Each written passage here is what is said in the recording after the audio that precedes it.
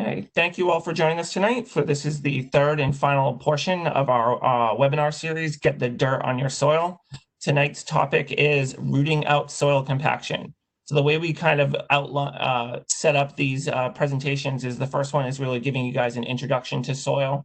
The second one is how to test your soil and find out more information on your soil. And now I will be talking to you tonight about a specific problem, i.e. soil compaction, that can affect your soils and what to actually do about it.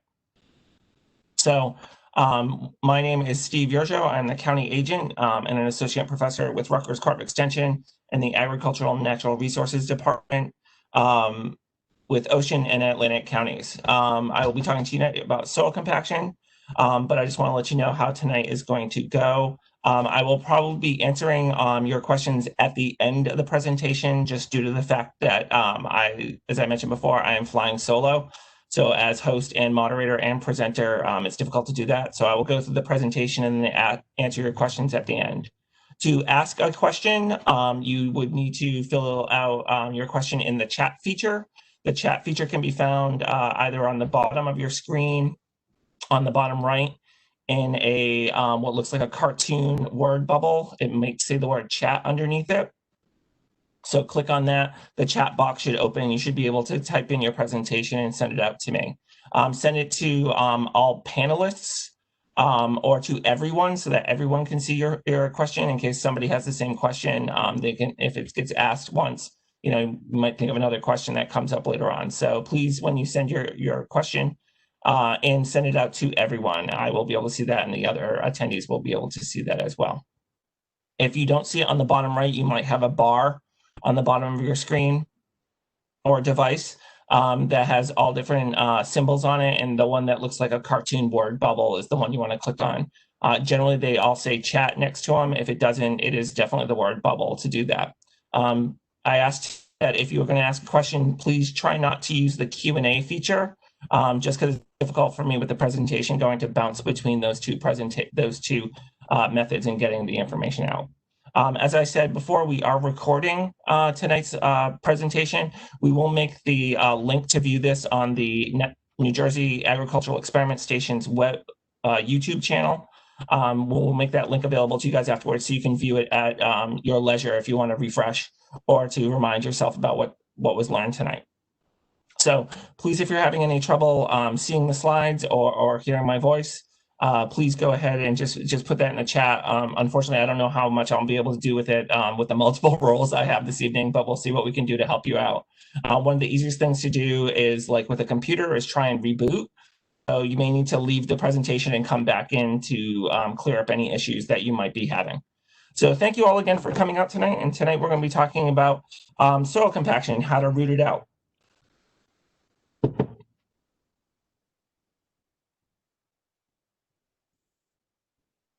Okay, so as I said tonight, title of the talk is Rooting Out Soil Compaction. Roots are a great way to help break up soil compaction once you determine that you have it.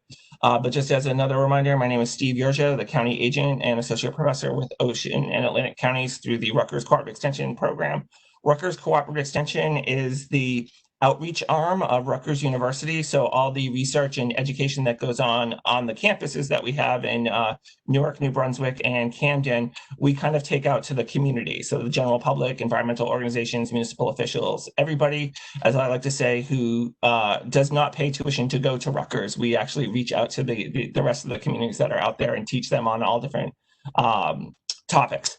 So with the Agricultural and Natural Resources Department, I work primarily on the natural resources side, so I deal with air, water, and soil. So tonight we'll be talking about some soil, and especially a problem that can be prevalent in many areas with compaction. So this is the outline for the talk tonight. So I will be talking about what soil compaction is and defining it and describing it to you, talking about the ways that soil compaction happens and what causes that. How does soil compaction affect soil health? So soil compaction, I said, is a problem, and I will talk about the ways that it is a problem in terms of affecting overall soil health and affecting the different aspects and properties of soils. And how do you know if you have compaction? We'll talk about some ways you can actually visually assess and or test for soil compaction. And I think the main reason why people are here tonight is what to do with compacted soils. I will talk about some things you can do prior to your soils becoming compacted to help reduce the chance that they'll be compacted. But we'll also talk about some things you can do after the soil is compacted and you have the problem in existence and what can be done to help alleviate that. This is a general outline of what we'll be talking about tonight. So why don't we just jump right into what soil compaction is. So what is soil compaction? You've probably heard about it before, but the actual way to define it is to really look first at the different components of what makes up soil. So this is what I like to call the idealized, or kind of what would be in quotes a perfect soil, in terms of the different proportions of what the components are found within soil. So soil isn't just the sand, silt, or clay, that mineral portion, that's the brown section of this pie chart. It's also made up of organic matter, a small portion, about 5%, and the remaining half is split between both water and air. So if you pick up a handful of soil, it will ideally have this combination of components in these proportions, but only if that is, you have a perfect, like, healthy soil that's got this perfect mix. The mineral portion can be made up of different ways in terms of the sands, the silts, and the clays that are out there. But this is what you would expect in a kind of perfect or idealized soil. Obviously, if you have less water, then you have a drier soil. If you have more air, that would also mean that you have a drier soil. If you have more water, you'd have a wetter soil. Less organic matter, you might not have a fertile soil. So there's all different ways that these numbers can change and impact the overall soil health. And one of the things that can happen to change it is to cause compaction. And so thinking about those proportions of that water, air, mineral content, and organic matter, soil compaction is the hardening of soil, and it's due to the loss of that air portion from the pore spaces that are in the soil. So as I mentioned, the soil is made up of mineral content of sand, silts, and clays, and it's also made up of organic matter as well. So in the graphic at the bottom on the left-hand side, you have all these little dots that represent the different particles that make up the soil, whether it's sandy or if it's silty or if it's clay, or if it's larger gravel pieces as well. But you have spaces in between those because they don't fit perfectly together, and that are holding air and water and some organic matter. So those other things that I had mentioned previously. So when you take the soil that's there and you compress it and you get rid of some of that air, you go from the middle part of the graphic on the bottom of the slide to the right part of the graphic, you are actually starting to compact the soil. I will point out that compaction is not the loss of water from soil. That's basically just drying out, but it is the loss of air from soil. So you can see the difference between the middle part of the graphic on the slide to the right part of the graphic.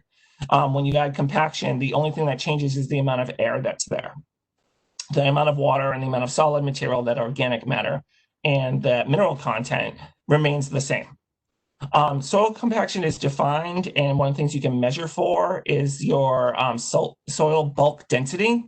And you will see that increase when you have compacted soil. So a healthy soil will have a lower soil bulk density, and a compacted soil will have a higher bulk density. And when I'm talking about bulk density, what I'm talking about is basically the weight of a soil divided by the volume of a soil. So bulk density is a determination that you can make and a measurement that you can make to determine, your level of compaction in the soil. Once again, like I said before, the lower the number, the less compacted the soil, the higher the number, the more compacted the soil. So let's just walk through what bulk density is. It is that weight divided by volume. So in the example here, the volume of this cube of soil is 1 centimeter on every side. So it's 1 centimeter by 1 centimeter by 1 centimeter. So it's 1 cubic centimeter. And the weight of this cubic centimeter is 1.33 grams. So you would take the weight, the 1.33 grams, and divide it by the volume of the soil in 1 centimeter. So your bulk density would be 1.33 grams. So you can imagine when you get rid of the air, you're decreasing the volume, but you're getting rid of the one component that really doesn't weigh anything. So air doesn't really weigh anything. So by squeezing that out, you're getting it into a smaller volume, but you're also increasing the weight much faster than you're decreasing the volume size. So I hope everybody's with me on that. So what you're doing is you're getting the amount of space isn't changing, but the weight of it is basically changing. The way I liken it is if I was doing this talk live in a room full of people, I would talk about increasing the amount of people that are in the room. But if you think about if you've been on enough of these webinars or if you've been on a Zoom call and you see like 30 or 40 faces staring back at you on the screen, if you can imagine just thinking of each one of those faces as a soil particle, the more that you pack into your screen, the smaller they get. You can imagine the heavier that they can get. So you're kind of squeezing out that empty space on your screen, and that's kind of like the air being squeezed out. So you're packing in more material into the same amount of space. So therefore, you're increasing the bulk density. So that's a good example, good way to kind of think about it. So keep thinking that bulk density is this kind of weight of a soil over the volume of a soil. So for Ocean County, the Ocean County Soil Conservation District, I think this is about 10 or 11-year-old study that they had done. What they did was they looked at different soil types based upon how the soils are managed, so what's actually happening on the landscape for these different soil types, and determined what those bulk densities would be. So if we start in the upper left, undisturbed lands, like we're talking woodlands and forests, the soil bulk density is 1.03 grams per cubic centimeter, so it's that weight over the volume. So if we start going into more managed landscapes like residential neighborhoods, and golf courses, parks, and athletic fields, large turf grass areas, not very many trees, maybe some trees in the parks and the athletic fields and golf courses, but you can have some street trees as well in the neighborhoods. They were basically about the same. They range from 1.69 to 1.97 grams per cubic centimeter. So you can see that the bulk density is going up. So these soils might be considered slightly more compacted than the undisturbed lands. But then when you get to an area that's impervious and you start packing in all the stuff, like in concrete, I don't know who the poor intern was who had to determine the bulk density of concrete, but you can see that it's well over 2 grams per cubic centimeter. So as you're getting higher up on the bulk density scale, you are in fact, increasing the level of compaction and have some similar ideas of how the soil properties are affected due to compaction.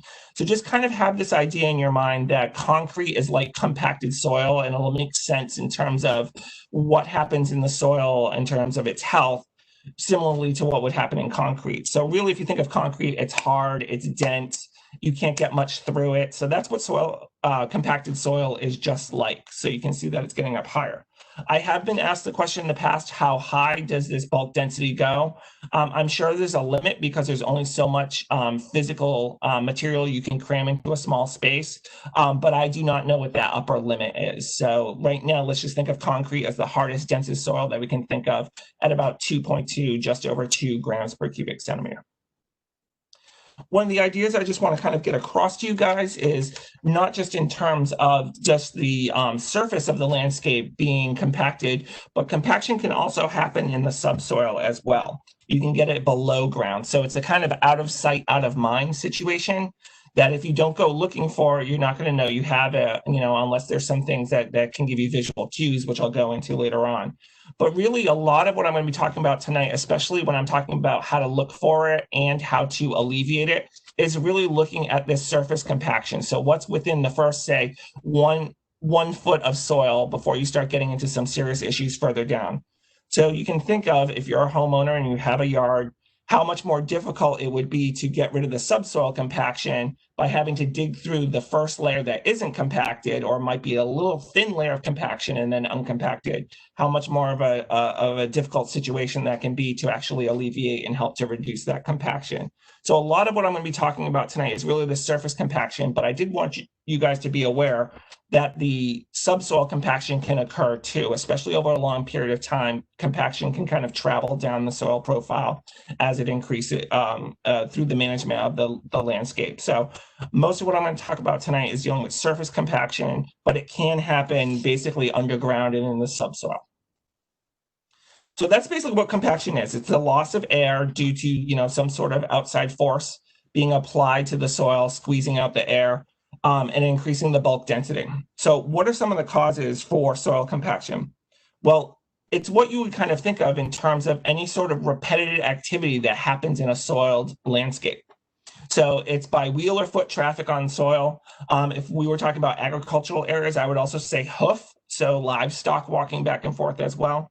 But any sort of repetitive traveling over a soil surface back and forth in the same location can lead to compaction. Obviously, this is a long, slow process and takes a while for it to happen. So it's little bits that occur over time to actually lead to a compacted soil. So think of any sort of walkway or trail that's kind of blazed, where people are walking back and forth on, or people are driving back and forth on. So you want to be careful with some of the things that you do in terms of your travel over a landscape. And I'll go into that later on when we're talking about what to do about alleviating compaction. But one of the things to think about is, as I mentioned before, air and water make up part of the soil as well, including the mineral content. But soil is actually at its most compactable when it's at a moisture content that's around field capacity. And that's when the soil pore spaces are about half filled with water and half filled with air. And ironically, that's that kind of ideal perfect soil I showed you at the beginning in the pie chart. So that's field capacity. What it means is you have plenty of air that will get to the roots of the plants, and you have plenty of water that will get to the roots of the plants, and enough water and air to help the organisms that live in the soil survive as well. That's the capacity of that soil to maintain any sort of plant material that's growing in it. It does sound like, and it does come from the agricultural world by calling it field capacity, the field and the yield from the crops that you have. But that's basically what it is. It's when you have a good balance of water and air with that soil mineral component in that idealized soil. And the reason why soil is most compactable at this one is because if you have the pendulum swing either way in terms of water or air, it becomes very difficult to compact that soil.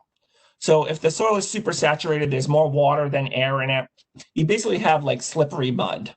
And it's difficult to compact that because it's just water that fills the pore spaces.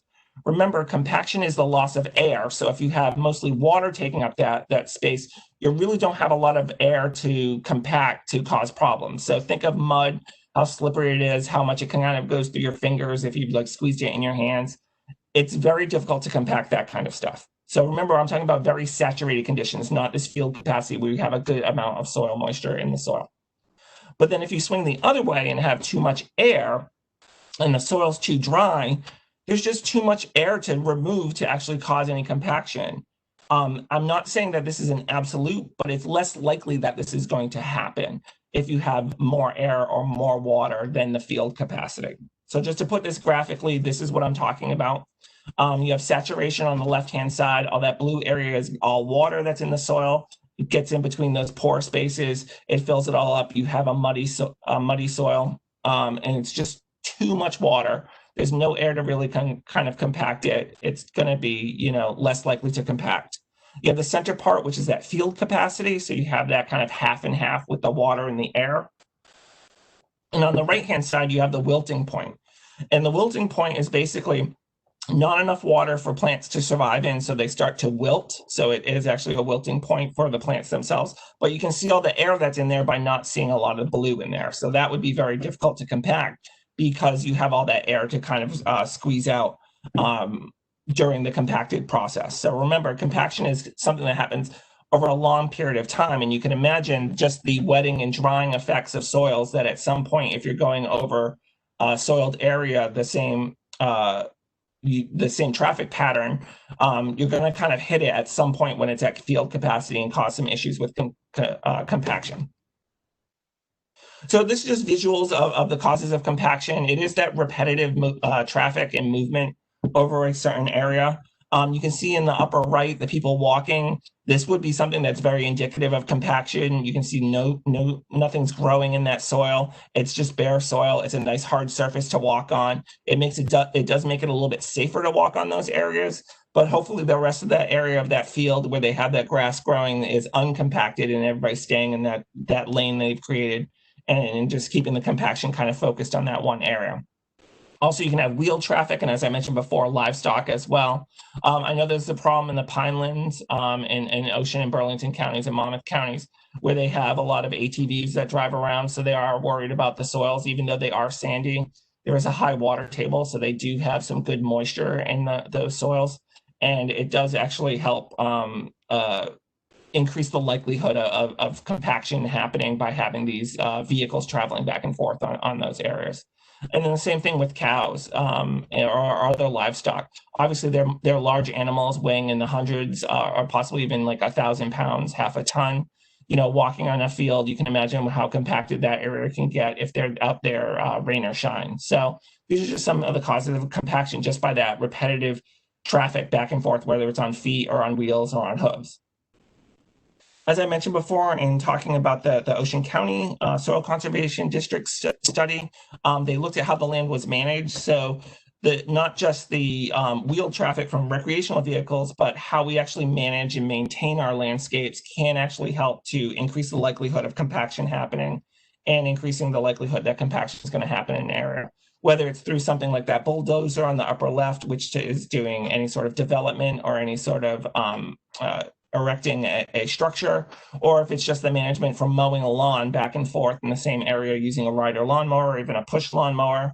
That weight does get additive by going back and forth and compacting the soils and squeezing out that air, or even from farming activities. So we have farms that are larger than they were several decades ago, and they're also using larger equipment. You can imagine the bigger wheels, the bigger weights that they're carrying, the larger amounts of produce they're growing and filling that tractor or that trailer with. You can imagine just the repetitive nature of going back and forth on these areas, what that's doing with compaction and the health of our soils.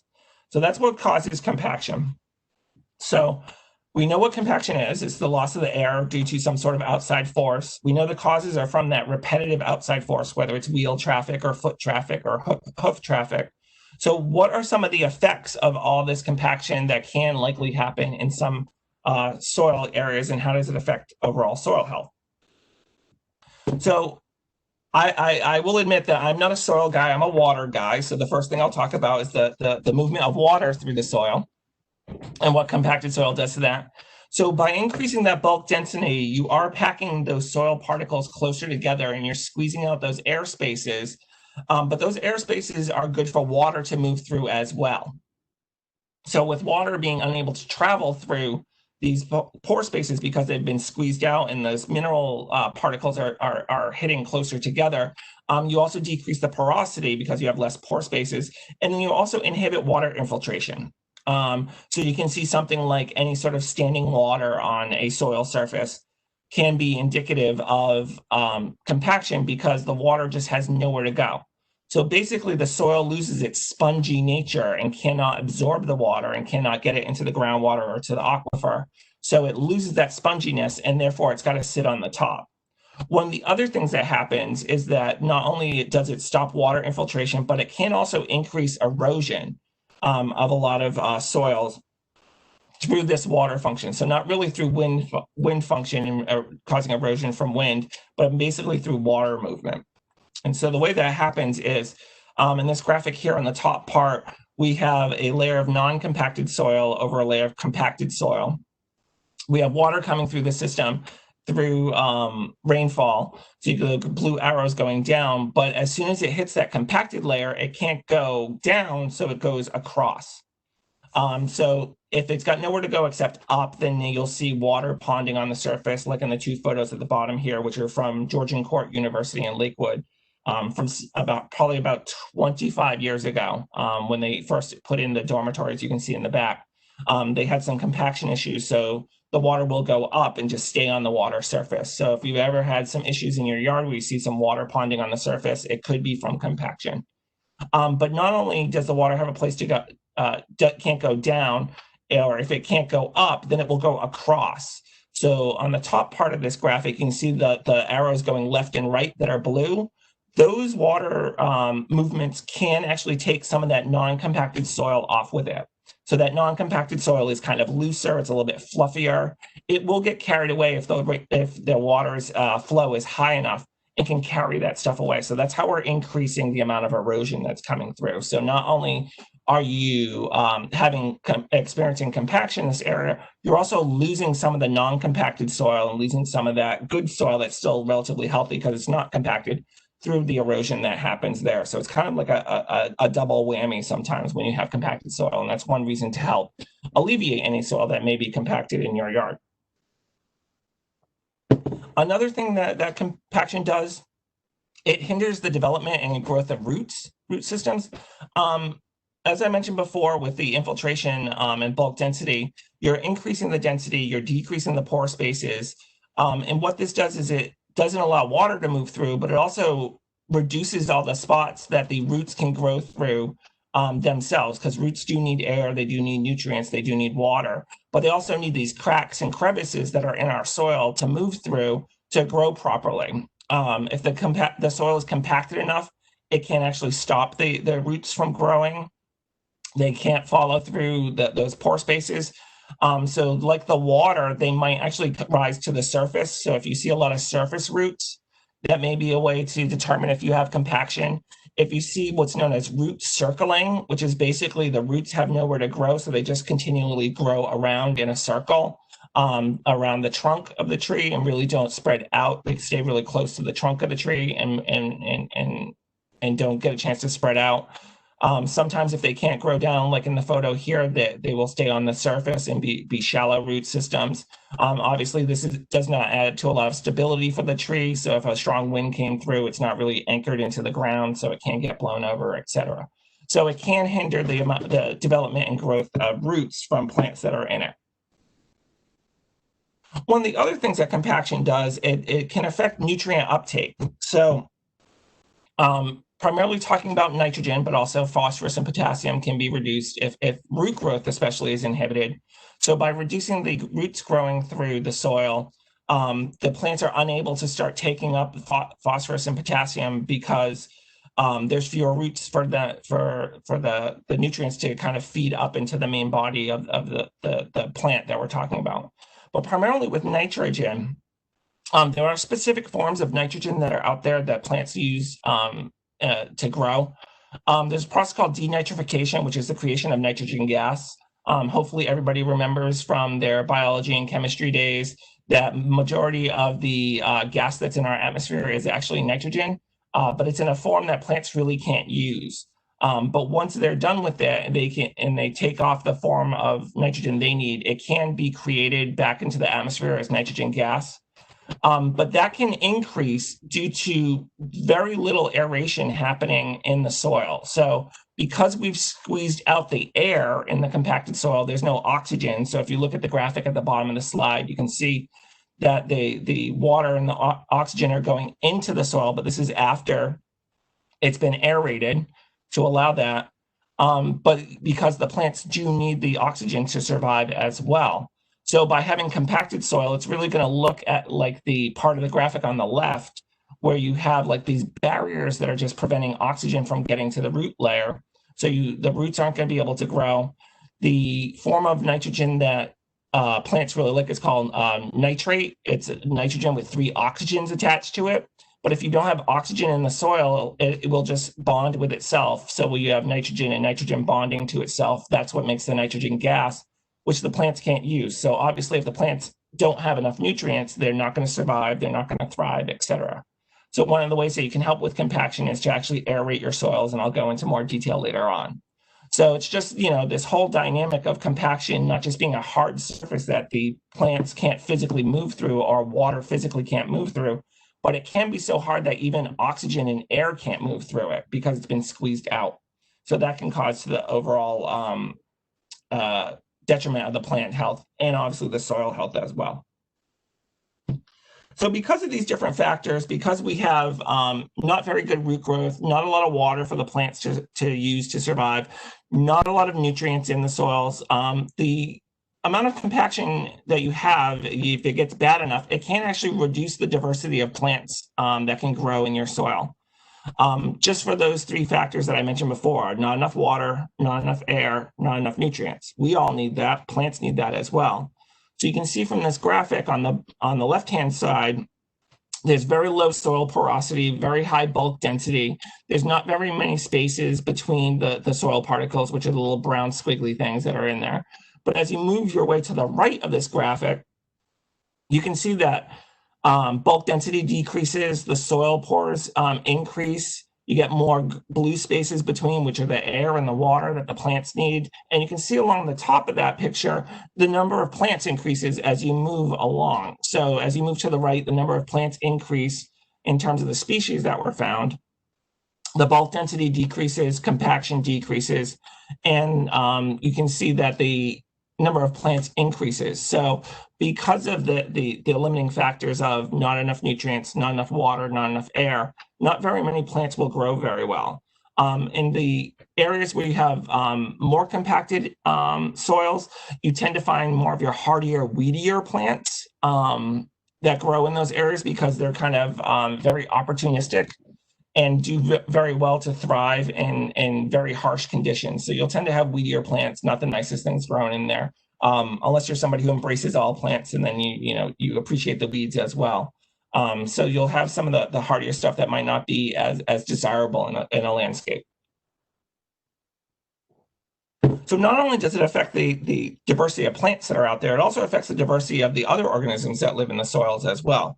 So as I mentioned before, root growth and development can get impeded by the hardening of soil. But if you can imagine being like some sort of insect or some sort of arthropod or worm or snail, that's going to be very difficult for you to dig through as well. So you need to dig through soil, to build a home, to look for food sources, whether it's organic matter or if it's another organism that you're going to feed off of.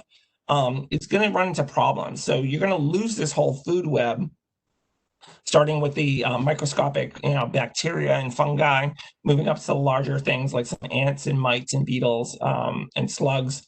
So you can see that, it's a cascading effect that if you have compaction, you're going to reduce your plant diversity, you're going to reduce your animal diversity, and really just not have the most healthy of soils as well that are out there. So compaction is a problem, but what can you do to actually look for compaction in your yard? So obviously, we've gone through the doom and gloom about what some of the effects are and how can it affect plants negatively and the organisms negatively. But what are some of the signs that you can look for compaction? So we've gone through what compaction is, what causes compaction, what are some of the effects that happen from compaction, both biologically, chemically, physically. But what are some of the signs that you can look for compaction? And I know I've mentioned a couple of these already, so I'll just reiterate some of the ones that I'm looking for. So what you want to do when you check for areas that could possibly be compacted, or you have an area that you're suspect of compaction, you want to look for high traffic areas. As I mentioned before, compaction is that repetitive walking back and forth, driving back and forth in an area. So what you want to do is you want to look for these kind of known pathways that are created. You want to look for areas of exposed soil because, as I've mentioned a couple of times, plants just don't do well in these areas, so it's just going to have that hard, bare soil. I like showing these pictures, and I don't like showing these pictures for the simple reason that both of these photos are from Rutgers campus in New Brunswick. And you can obviously see the trails that were paved by students walking back and forth. And the photograph on the left, if you look towards the right, you can see a structure that's actually the area where students wait for the bus to come by and get them to take them into other parts of the campus. But that picture is actually taken in front of the Environmental and Natural Resources building on the main campus. So this photo kind of saddens me a little bit because of that. So you can see, even in areas where you would think people would be, a little bit more careful, they are still just going to take the shortest route and make their way back and forth in an area. And you can see just that the soil just doesn't even look healthy because there's nothing growing in it. So that would be something you want to check for, is areas of exposed soil are pretty obvious signs of pathways from people walking back and forth or driving back and forth. So that would be the first thing if you suspect compaction. The second thing you want to look for is, because I mentioned, the roots don't develop so well or grow so well, is that circling of the roots around a tree, as I mentioned before. Also, if you see these exposed or shallow surface roots that happen in an area, be very careful with this one because there are some trees that do grow with shallow roots naturally. So it's not 100% that it could be compacted. It could be the type of tree that's growing there, or the type of plant that's growing there. They do have shallow roots. I always think of like cypresses down in the south.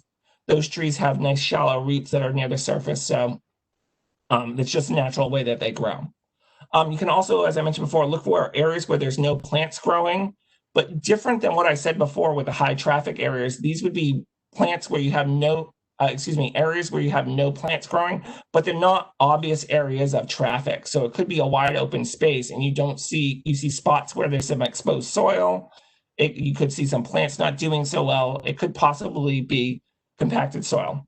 I would be remiss if I didn't tell you that if you suspect compaction, you should really test for it, but also you should do a soil test through the Rutgers soil testing lab as well to determine if there's some other issue going on as well. So these are just some visual cues I'm giving you, but you might want to, pun intended, dig deeper into the soil to figure out what is actually happening here. It could be compaction, it could be something else, but these are some of the signs that you want to look for.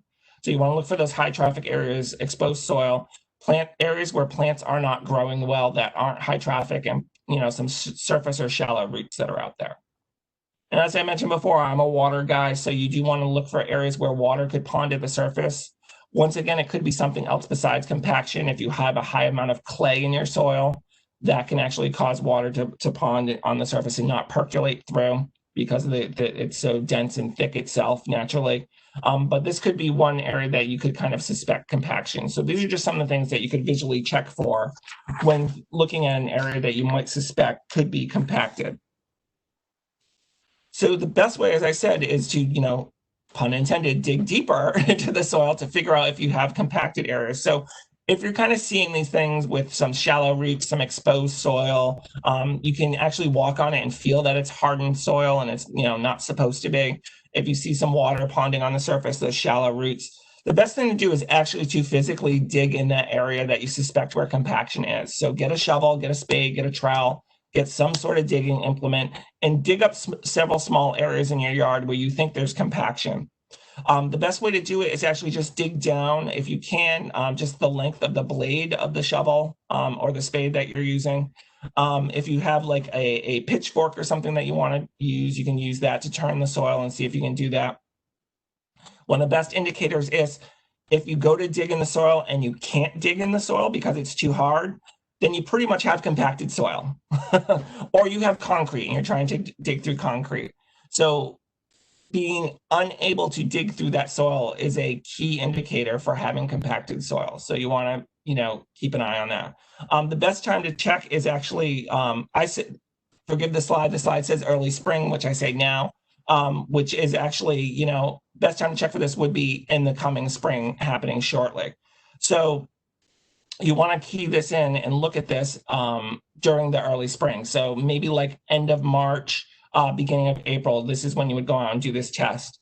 You want to do this test a few days after it rains or after you irrigate the soil. So you want to give it time to kind of dry out a little bit. You don't want super saturated because that can give you a false sense that it's not compacted if you're basically just shoveling mud around. So if you dig up the soil and it stays together, even though it's wet and you would expect it to be more muddy, then you can assume that there's some compaction going on there as well. So if you're unable to dig through it, or if it stays together when it's pretty wet, then you'll most likely have compacted. But if it's easy to dig through and it kind of breaks apart into nice clumps, if it looks like the soil type you're supposed to have in an area like sandy soil or something more gravelly, then you probably don't have compaction at that point. So this is one other thing that you can check, but this is probably the best way you can go ahead and check. Another method you can do is to do the wire flag test. So basically you take a wire flag or some other similar instrument, long, thin metal rod, and push it into the ground at various spots in your yard. So the idea for testing for soil compaction is you want to do it in multiple areas in the yard. So even if you're going to dig through a couple of areas, you want to do a few areas in addition to the wire test. So you just take a wire flag, the kind of utility flags that they do if they're, coming to do any digging for your cable. If you call 811, the call before you dig number.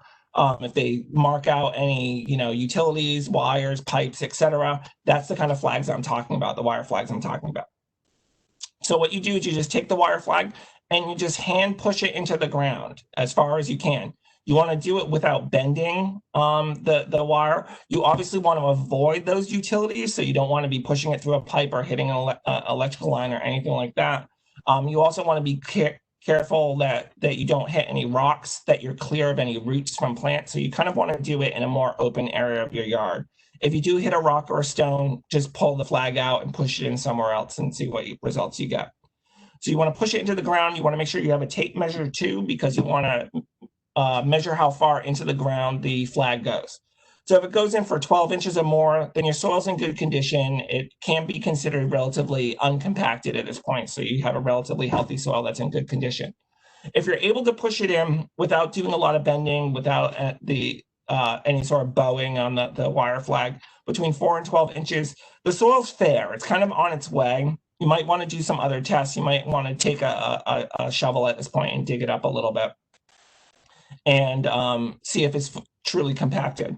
But if you can't push it in more than 4 inches, if it's less than 4 inches, then you can kind of assume that your soil is poor and that you do have compacted soil. Obviously, like I said before, be careful of any roots or rocks. So make sure you're not getting like a false, result of compaction because you're hitting a rock. And trust me, if you push enough of these into the ground, you can tell what a rock feels like when you hit it. You're just unable to get through it, and you hear that kind of thunk as it goes in the ground. Like the use of a shovel or a spade to dig up the soil, you do want to wait 2 or 3 days after it rains or after you do irrigation for this as well. This would be good any time of year. The digging is probably better for the spring, as I mentioned, but this could be done any time of the year, obviously before the ground freezes. But, during the fall, you could do this as well. So just go out and check a couple of spots in your yard. It's a nice and quick way to determine whether or not you have some compacted soil.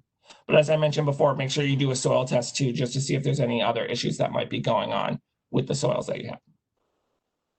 And this is actually from the New Jersey Soil Health Assessment Guide, from the Ocean County Soil Conservation District. This actually goes into a lot of detail as to other things you can look for to see how healthy your soil is. But the top line is surface hardness and soil compaction. And that's where I got those measurements from for the wire test. So that's what they actually recommend you do to figure out whether or not you have compacted soil. And it's a nice, quick, and easy way to actually do that. So any sort of device you have that's similar to a thin wire that's longer than 12 inches would be a great way to kind of test the soil. But like I said, too, getting out there and actually digging in the area that you're able to, that's a great way too.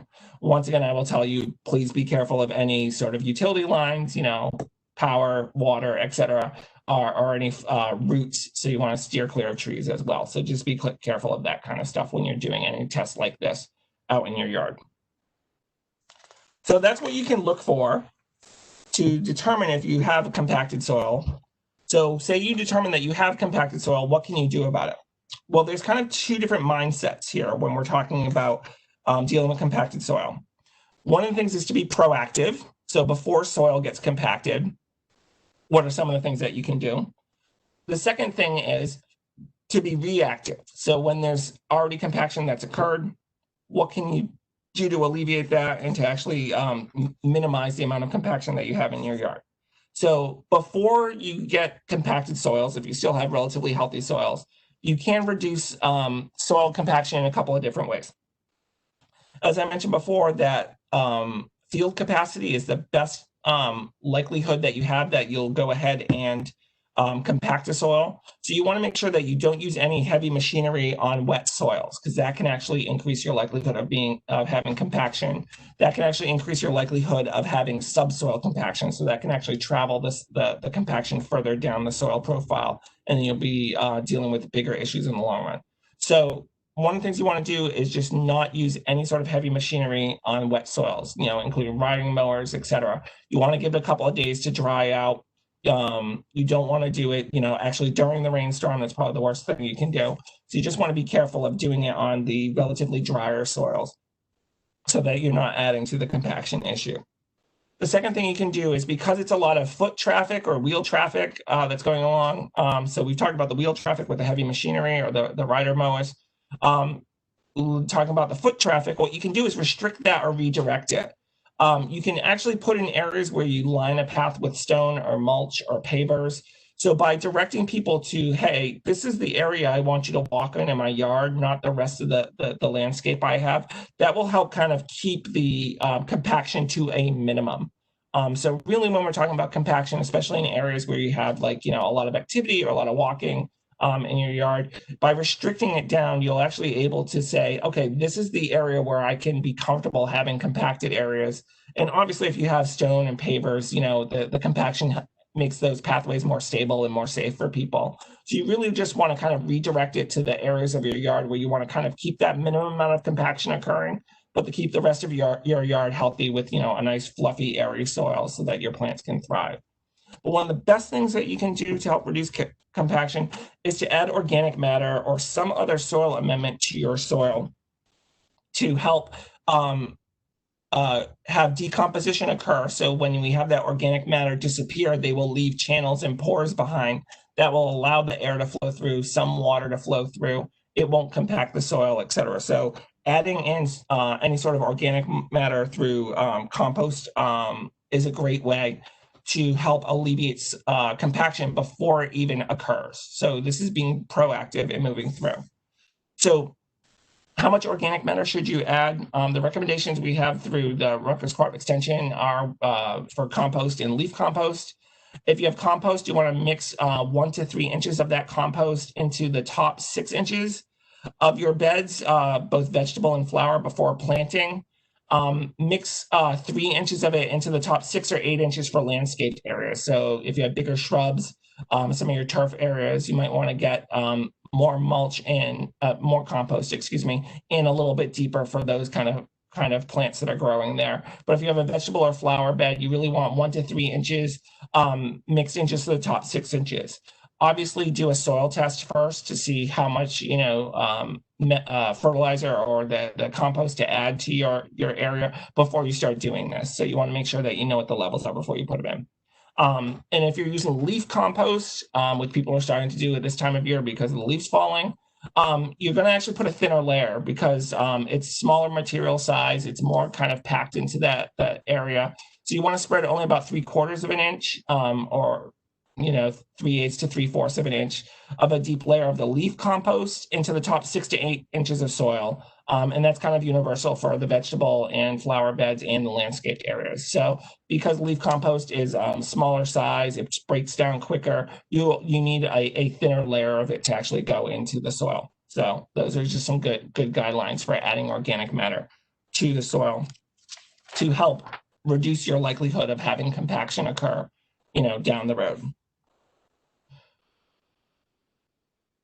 So the next thing that you can do, and this is the one thing I usually recommend for people, is that if you want to reduce compaction before it occurs, the best thing, the single best thing, the thing I ask people to do is to, if they're able to, is to aerate your soil. This will help improve that nutrient availability I talked before. So the same graphic from before, the middle part is after aeration. By getting air into the soil, you're increasing pore spaces, you're allowing channels for water to flow through, you're allowing oxygen and water and other nutrients to make its way to the roots of the plants. The roots will help to thrive and move around, so they'll actually help to break up the compaction a little bit. So aerating the soil is one of the single best things you can do to reduce any sort of compacted soil, being proactive or even after compaction's occurred. So it's one of the single things that you can do to help reduce your likelihood of having compacted soils, but also to even fix compacted soils once it occurs.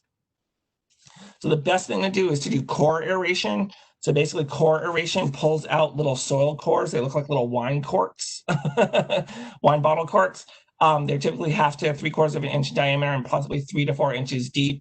You can see the photos here. The upper left shows what the soil looks like after it gets aerated versus, the right part of that picture showing not aerated soil. And on the right side, we've got a picture of the actual aerator itself. These are rentable through some hardware stores, so you can get it from there. This is best done in September or early spring. So as I mentioned before, getting out and doing early spring to do the digging of your soil to see if it's compacted. Then if you know it's compacted, then do some core aeration in the early spring to help alleviate that. If you're gonna overseed your lawn after doing core aeration, which is a good 1-2 punch to deal with compaction, then definitely do it in the early fall. In September, even now, even though it's still just early October, would be a good time to do it. But that's only if you're doing overseeding, if you're seeding over the areas that you have lawn. So you would aerate it with the core aeration, then you would put down the seed. That is best done in the fall. If you do aeration in the spring, don't bother doing the seeding, because most turf grasses in this area will thrive better if you overseed them in the fall as opposed to the spring.